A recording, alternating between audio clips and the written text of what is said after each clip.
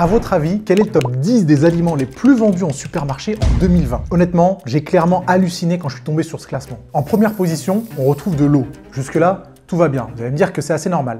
Mais en deuxième position, on retrouve du Ricard. Puis on retrouve du Coca, des bières, et ça, c'est que les boissons. En ce qui concerne les produits alimentaires, on retrouve en première position du Nutella. C'est suivi de près par des Ferrero Rocher et du Caprice des dieux. Oui, monsieur. Le dénominateur commun de tous ces aliments, c'est qu'il n'y en a aucun qui est vraiment nutritif. Et on peut trouver plusieurs raisons à cela. Ça peut être le prix attractif, un manque de connaissances de la part des consommateurs, des habitudes alimentaires qui sont totalement ancrées, ou tout simplement parce que ces produits sont conçus pour nous séduire grâce à un marketing ingénieux. Mais voilà, derrière cette façade se cachent des aliments qui, consommés en trop grande quantité, peut totalement détruire votre santé. C'est pourquoi dans cette vidéo, je vais vous partager quelle est la pire catégorie d'aliments. Mais je vais aussi vous partager la meilleure, à travers un classement de 5 catégories d'aliments, du pire au meilleur. Vous verrez que toutes ces informations pourraient bien changer la façon dont vous organisez vos assiettes. La pire catégorie d'aliments, c'est les acides gras trans. À tous les coups, vous en avez déjà entendu parler, mais peut-être que vous ne savez pas exactement ce que c'est et pourquoi c'est mauvais. Ça tombe bien, je suis là pour tout expliquer. Les acides gras trans,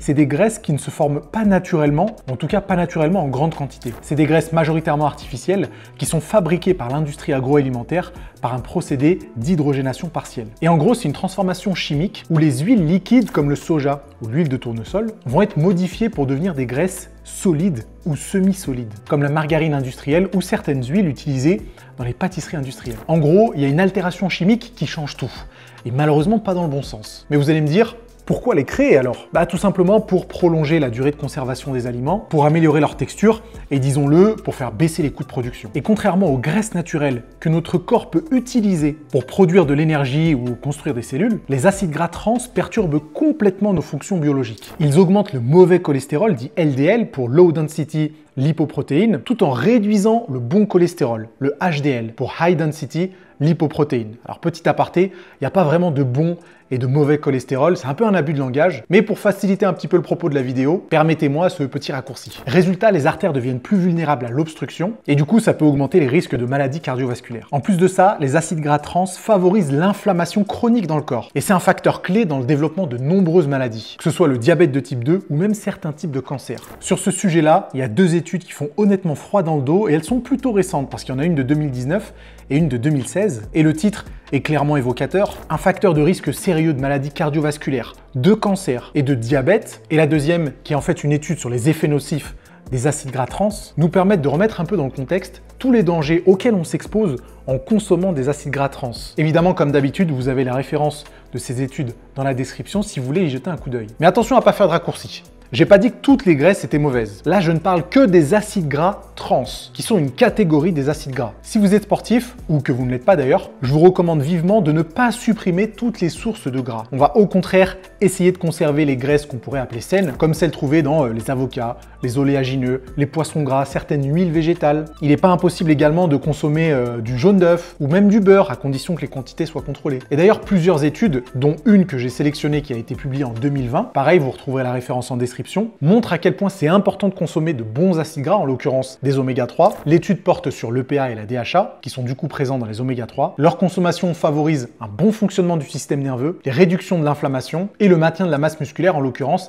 après une blessure. Donc toujours très intéressant. Donc moi par exemple, ma consommation hebdomadaire d'acides gras, ça se résume à de l'huile d'olive, ça se résume aussi à des œufs entiers, mais il peut y avoir des oléagineux, de temps en temps poisson gras, avocat, etc. Mais je garde une consommation assez diverse, assez variée, mais très rarement avec des aliments transformés. Ok, du coup, comment on reconnaît les acides gras trans? Comment savoir s'ils sont présents dans notre alimentation? L'un des plus gros problèmes avec les acides gras trans, c'est que bien souvent, ils sont un peu cachés, ils sont un peu dissimulés, ce qui fait que c'est assez difficile de les identifier. Donc le principal conseil que je peux vous donner, c'est évidemment de limiter, voire même de supprimer les aliments qui sont trop transformés. Par exemple, il y a certains aliments où à coup sûr vous pouvez retrouver des acides gras trans. C'est le cas pour les chips par exemple, ou globalement tous les snacks qui sont industrialisés. C'est le cas pour les viennoiseries et les pâtisseries de supermarché. C'est le cas pour les fritures, les beignets industriels ou encore pour les margarines solides qui sont bon marché. Et s'il vous arrive parfois d'acheter des aliments transformés en supermarché, eh bien regardez attentivement la liste d'ingrédients, ce que vous devriez faire de toute façon pour n'importe quel aliment, et essayer d'éviter les termes comme huile végétale hydrogénée ou huile végétale partiellement hydrogénée, parce que pour le coup, c'est un indicateur précis de la présence d'acides gras trans. En règle générale, choisissez plutôt des sources de matières grasses qui sont naturelles, comme l'huile d'olive par exemple, et si vous avez besoin d'une texture plus solide, utilisez du beurre plutôt que de la margarine. Parce que si vous achetez un produit ultra transformé en supermarché qui contient beaucoup de gras, il y a de fortes chances pour que ce soit des acides gras trans.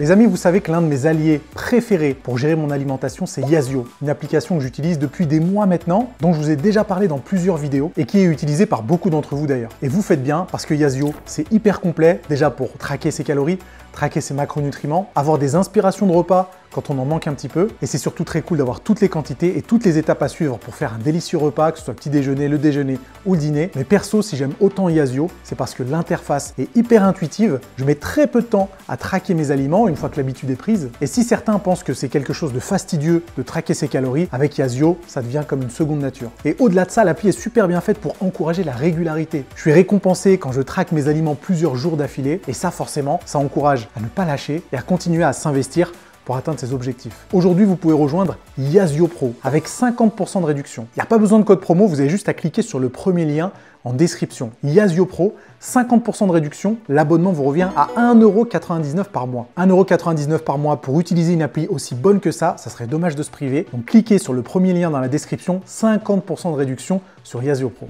Bon, on vient de voir la pire catégorie d'aliments que vous pouvez trouver en supermarché. Et la catégorie un peu moins pire que les acides gras trans, mais toujours vraiment pas dingue pour la santé, vous l'aurez peut-être deviné, c'est le sucre. Mais attention, n'imaginez pas que je vais commencer à diaboliser tous les types de sucre dans cette vidéo. Ceux qui sont déjà abonnés à la chaîne et qui ont vu mes précédentes vidéos, vous savez bien que c'est pas mon genre, mais comme il en existe plein de différents, on va faire la distinction pour mieux comprendre où est le problème. Ok, pour y voir plus clair, on va diviser le sucre en plusieurs catégories. Dans la première catégorie, on va y mettre ce qu'on pourrait appeler les sucres simples, comme le glucose, qui est une source d'énergie essentielle pour nos cellules, ou le fructose qu'on peut trouver dans certains fruits et certains légumes. Mais sans glucose, par exemple, ni nos muscles, ni notre cerveau pourraient fonctionner correctement. Juste à côté de cette première catégorie, on pourrait retrouver les sucres doubles. C'est par exemple le lactose qui est présent dans le lait, c'est aussi le saccharose, et ces sucres nécessitent une petite étape de transformation, ou plutôt de digestion, avant d'être utilisés par notre corps. Et enfin, dans une troisième catégorie, on a ce qu'on pourrait appeler les sucres complexes, qui sont contenus dans les aliments comme les céréales complètes, les légumineuses, les patates douces, etc. Leur digestion est plus lente puisqu'il y a plus de molécules, ce qui permet d'apporter une énergie plus stable, plus constante. Mais là où les choses se compliquent, c'est qu'il y a une catégorie qui est un peu hors concours. Et on y met là-dedans les sucres ajoutés ou les sucres transformés. C'est sûrement eux qui posent problème. Pourquoi? Parce qu'ils sont souvent cachés dans des aliments ultra transformés et qu'ils agissent comme un véritable poison pour notre corps. Mais en réalité, pourquoi les sucres transformés sont-ils problématiques? Prenons l'exemple du sucre raffiné. On peut l'appeler aussi sirop de glucose. C'est un terme que vous pouvez voir apparaître sur beaucoup de listes d'ingrédients de beaucoup d'aliments transformés. Et c'est même peut-être plus parlant que sucre raffiné pour bien qu'on puisse faire la distinction. Et le sirop de glucose ou même le sirop de fructose, parce que ça existe également, on peut le retrouver partout. Dans les sodas, dans les bonbons, dans les pâtisseries industrielles, dans les céréales pour enfants. On peut même le retrouver dans certains aliments qui ne sont pas typiquement sucrés. C'est cette dissimulation et le caractère transformé aussi de ce sirop de glucose ou sirop de fructose qui est problématique. Et du coup, quand vous consommez ce type d'aliment, on va prendre une canette de coca par exemple, vous avez votre glycémie qui s'élève en flèche. La glycémie, c'est le taux de sucre dans le sang, mais à la suite de cette montée rapide, on a une chute qui est brutale et qui est causée par une sécrétion importante d'insuline. Cette chute va laisser une sensation de fatigue, une sensation de faim, va complètement ruiner votre humeur, va vous encourager à consommer encore plus de sucre et à être encore moins actif. Et ces boissons sucrées ne se contentent pas de provoquer un pic de glycémie. Ça provoque aussi de véritables risques pour la santé. Il y a évidemment des risques de surpoids, d'obésité, et une consommation régulière de soda est liée à un stockage plus important de gras, surtout au niveau abdominal. C'est lié aussi à l'augmentation de risque de maladies cardiovasculaires. Je vous partage une étude qui date de 2019 qui arrive à la conclusion que les personnes qui consomment ce genre de boissons s'exposent à davantage de risques de mourir prématurément. Et les boissons sucrées comprennent toutes les boissons sans alcool, gazeuses ou non, qui contiennent des sucres ajoutés. Les boissons à base de fruits, les sodas, les boissons énergisantes, etc. Ça se limite pas juste au coca. Résultat, les scientifiques ont découvert que les plus gros buveurs, ceux qui consommaient au moins 2 canettes par jour, s'exposaient à un risque de 21% plus élevé de mort précoce. Plus la consommation de boissons sucrées augmente, plus le risque de décès prématuré augmente lui aussi. Personnellement, je trouve ça complètement affolant. Alors là, je suis en train de taper sur les boissons sucrées, mais je vous rappelle bien que c'est pareil pour tout le reste. C'est pareil pour les céréales transformées, c'est pareil pour les bonbons, les pâtisseries industrielles, les plats préparés, on les met tous dans le même panier. Donc ce qu'il faut en retenir, c'est qu'il faut être ultra vigilant sur sa consommation de produits transformés. Apprenez du coup à bien lire les étiquettes, à bien lire la liste d'ingrédients pour arriver à repérer tout ça et y rester le plus loin possible. En plus des noms comme sirop de glucose, sirop de fructose, soyez vigilants sur saccharose, maltodextrine, qui en soi pourraient être consommés de manière intelligente entre guillemets. Les sportifs et les pratiquants de muscu connaissent bien la maltodextrine, mais à partir du moment où vous voyez ça dans un paquet de gâteaux, dans un paquet de céréales, dans un plat préparé, bah là ça commence à être un petit peu plus problématique. Donc le meilleur réflexe à avoir, plus la liste d'ingrédients est courte, mieux c'est. Bon, maintenant qu'on a parlé des deux pires catégories d'aliments, il y en a une qui se place au milieu. Pas assez bien pour être tout en haut du classement, mais quand même assez intéressante pour notre corps. Je parle bien sûr des céréales. Et c'est comme le sucre. Toutes les céréales ne sont pas égales en ce qui concerne le rapport nutritionnel. Et elles se divisent en plusieurs catégories. On a déjà les céréales qui sont complètes, c'est celles qui conservent toutes leurs parties naturelles, c'est-à-dire le son, l'endosperme et le germe. Et ces trois éléments qui apportent des nutriments essentiels comme les fibres, les vitamines, notamment les vitamines B, les minéraux comme le zinc et le magnésium, et puis des antioxydants. Le truc, c'est qu'on retrouve la présence d'antinutriments dans l'endosperme, ce qui dégrade la qualité de digestion et d'absorption des nutriments. Donc même si elles sont plus nutritives, les céréales complètes ne sont pas forcément plus digestes que les céréales dites raffinées. C'est notamment pour cette raison que pour les sportifs qui consomment de grandes quantités de glucides, c'est pas forcément une mauvaise idée de se diriger plutôt vers des céréales raffinées pour limiter l'apport en fibres et en antinutriments. Et du coup, la deuxième catégorie, c'est les céréales raffinées, comme le riz blanc, le pain blanc, les pâtes blanches, qui sont obtenues grâce au retrait du son et du germe, ne laissant que l'endosperme qui est riche en amidon mais pauvre en nutriments. Les céréales raffinées sont souvent comparées au sucre rapide à cause de leur impact sur la glycémie, qui peut certes entraîner des pics d'énergie mais qui est souvent suivi de baisses brutales. Le truc, c'est que cet effet ne se manifeste que si elles sont consommées seules, c'est-à-dire sans lipides, sans protéines, ce qui en réalité est assez rare. Ça veut dire que leur indice glycémique n'est pas forcément très cohérent à prendre en compte. Et enfin, on a les céréales transformées, qui sont plus réellement des céréales. C'est ce qu'on peut retrouver au rayon petit déjeuner de la plupart des supermarchés, avec des céréales ultra sucrées, issues de farine blanche industrielle. C'est des produits qui ont été largement modifiés pour améliorer le goût, la conservation, mais qui sont forcément très pauvres en nutriments. Et en plus de ça, ça peut provoquer des impacts assez négatifs sur la santé. Par contre, j'espère que vous l'avez déduit de vous-même, mais les céréales transformées sont plutôt à bannir. C'est des céréales qui ont perdu leur qualité nutritionnelle, qui sont souvent riches en sucre ajouté, en sel, parfois en acides gras. Donc on se retrouve avec des bombes caloriques qui n'ont plus rien à voir avec des céréales. Et qu'est-ce qu'on fait de l'indice glycémique dans tout ça? J'en ai déjà parlé pas mal de fois dans de précédentes vidéos, mais ça fait toujours du bien de faire un petit rappel. L'indice glycémique, c'est assez simple à comprendre. C'est un indice qui mesure à quelle vitesse un aliment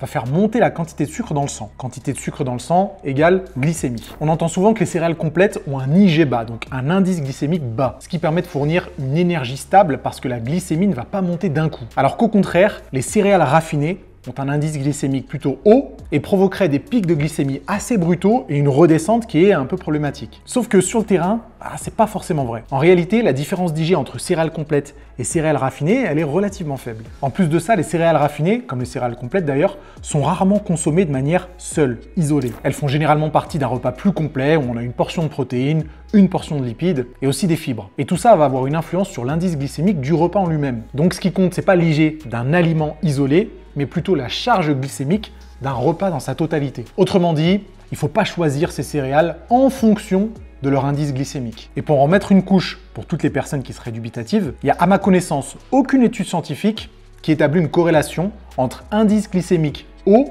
et le développement de certaines maladies. Si vous êtes attentif à toutes les études menées sur le sujet, soit les populations sont mal choisies, soit il existe des biais importants dans la problématique. En gros, rien de très probant. Maintenant que vous connaissez tout sur les céréales, comment faire les bons choix au quotidien? Voilà quelques conseils pratiques que j'applique moi-même. Faites-vous plaisir. Ne vous limitez pas à une seule catégorie de céréales. Vous pouvez alterner entre les céréales complètes, semi-complètes, les céréales raffinées, le tout en fonction de vos envies. Mais restez tout de même conscient que si vous êtes sportif, que vous vous entraînez plusieurs fois dans la semaine de manière intensive, peut-être que les céréales raffinées seront à privilégier. Et bien sûr, au-delà de ça, on évite autant que possible les céréales ultra transformées, même si les paquets colorés promettent des petits déjeuners équilibrés. C'est souvent des gros mythos, ils sont bourrés de sucre et apportent très peu de nutriments utiles.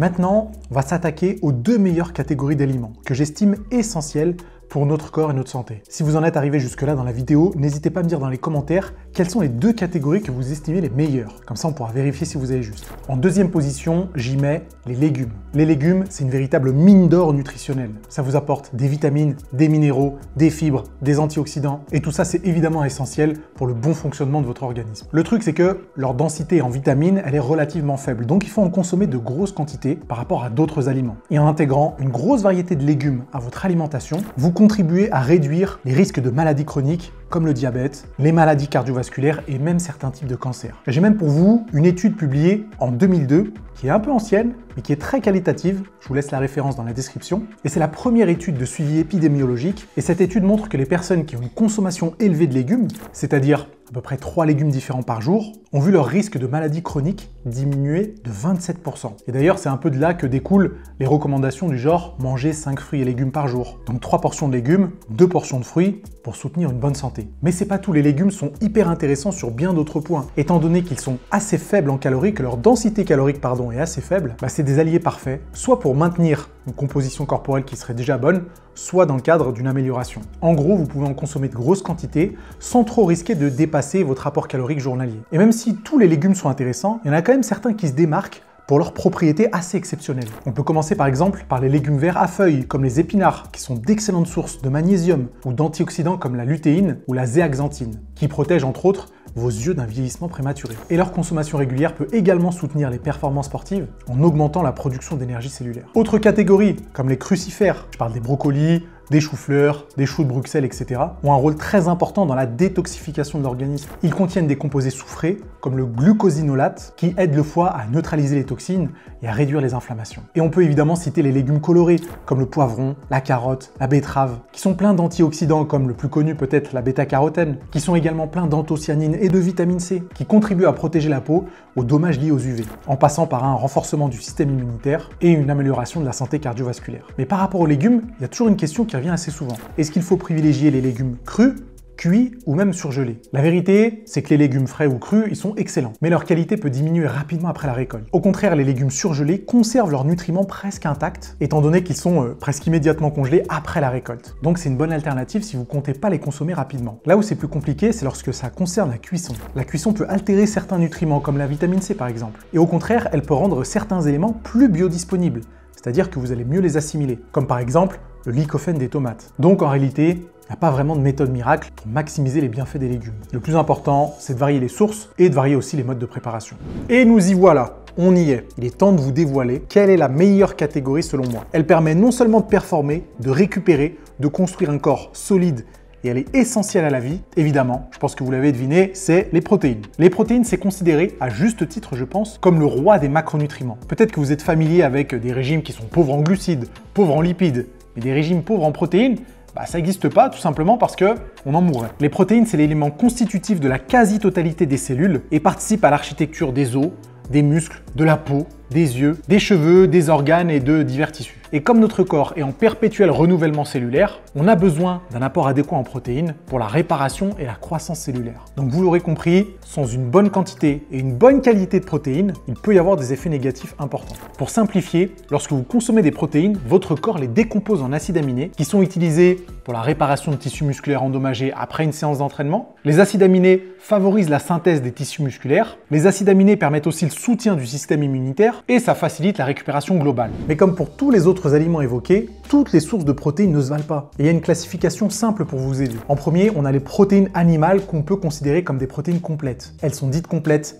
parce qu'elles ont un aminogramme, donc un profil en acides aminés qui comporte tous les acides aminés essentiels, donc ceux qui ne sont pas synthétisés par votre propre corps. Et dans la liste, on peut retrouver la viande forcément, mais aussi le poisson, les œufs, les produits laitiers, comme le fromage blanc ou le yaourt par exemple. Il y a des sources de protéines végétales qui sont complètes également, mais en général c'est quand même quelque chose qu'on associe aux protéines animales. Ensuite forcément, il y a les protéines végétales. Elles sont considérées comme incomplètes parce que la proportion des acides aminés essentiels est en général plutôt basse par rapport aux autres acides aminés. Et donc c'est toujours un bon réflexe d'associer les protéines végétales pour avoir un aminogramme complet et donc des acides aminés en bonne quantité. Après, comme je l'ai dit juste avant, attention, certaines protéines végétales sont complètes avec des quantités d'acides aminés essentiels qui sont suffisantes. Mais du coup, attention à ne pas faire le raccourci protéines végétales égale protéines incomplètes égale protéines de mauvaise qualité, parce que c'est pas du tout le cas. D'ailleurs, juste par curiosité, je voudrais vous partager une étude qui date de 2020, la référence est dans la description, qui montre que remplacer une partie de vos protéines animales par des protéines végétales peut légèrement réduire les risques de maladies cardiovasculaires et améliorer la longévité. Je vous le répète, c'est juste pour la curiosité, mais c'est aussi rassurant d'avoir ce genre d'études scientifiques pour nous encourager à explorer tous les types de protéines. Et au-delà de ça, on n'oublie pas aussi les compléments alimentaires protéinés, qui sont ultra pratiques pour atteindre notre quotéine de protéines par jour. Ils ont en général une biodisponibilité exceptionnelle, un profil en acides aminés complet, et même si évidemment les compléments alimentaires ne doivent pas remplacer votre alimentation solide, ça en fait quand même de super alliés, que ce soit pour construire du muscle ou même dans une logique de santé. Donc c'est indéniable, les protéines, c'est probablement la meilleure catégorie d'aliments pour la santé et pour les performances. Mais rappelez-vous que tout est une question d'équilibre. Il faut essayer d'intégrer ça intelligemment, l'associer avec des légumes, des céréales et bien sûr de bonnes graisses. Donc ne sous-estimez pas l'importance des protéines et dans la mesure du possible, essayez d'en intégrer à chacun de vos repas. Les amis, maintenant que vous avez compris tout ça sur les catégories d'aliments, je vous recommande d'aller voir une autre vidéo qui s'affiche quelque part sur l'écran. Et croyez-moi, j'y partage des choses que personne ne comprend sur les protéines. Bon visionnage.